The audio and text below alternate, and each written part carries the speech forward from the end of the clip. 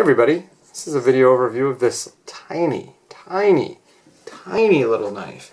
This knife is the Fellhoelter Frikkie, and it is a friction folder. It runs CPM 154, so it's a powder metal steel. It's got a little bottle opener, and that bottle opener is super aggressive. It's aggressive enough that you can just snap it on a bottle and it'll stay there itself. This is the gray G10 scales. They are exclusive from Knife Art, and boom. There's a little blade. That's it. That's the whole knife. It is tiny. G10 has no liners, obviously, and has two little pillars for standoffs. The only thing that keeps the knife locked into place, because this is a friction folder, is your thumb. But given the tasks you're due with this kind of knife, that's not necessarily a bad thing. Compare the knife to, like, the Dragonfly. This is one of the few knives that makes the Dragonfly look like a behemoth.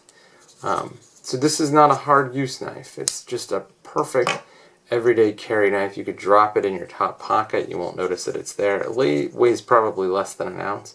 You could also drop it in a coin pocket and you'd be fine. You could use this to pull it out. The bottle opener is really effective. This is one of the better bottle openers out there. There's a bunch of things out there that have bottle openers, like every freaking gadget and gizmo has a bottle opener thrown on it, and a lot of them are terrible, shitty bottle openers. But this is actually quite a good bottle opener.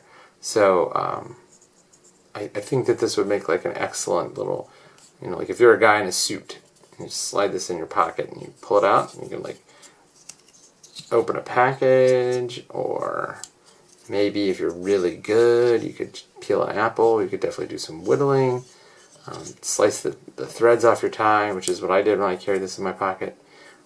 The stop pin, as you can see, is right there. There's a little divot there and a little divot there, and that just gives your thumb and index finger a place to go. This is really a 2-finger knife. This is so small. There's no way you can get more than 2 fingers on here. I mean, I have medium-sized hands, so not like a gorilla, and I still have a hard time getting anything more than 2 fingers on here. Maybe 3 fingers if you're really trying, but very difficult. One thing that I would note is that in terms of friction folders, I've had a couple, 6, 7, 8, something like that, and this is a little on the loose side. I know that you could just tighten it, and there's a place to tighten it, but out of the box, or slid out of the package, it was a little looser than I expected. Nothing crazy, but definitely looser than I thought. So let me show you, compared to this knife. Boom. This monster friction folder is a large hybrid by Philip de Cohen, and this thing is ridiculous. I mean, closing that sucker is tough, whereas closing this thing, quite easy. This is a different style friction folder. This is something that you use in a little bit heavier purpose, but compared to the Frikkie, it does take a little more to close.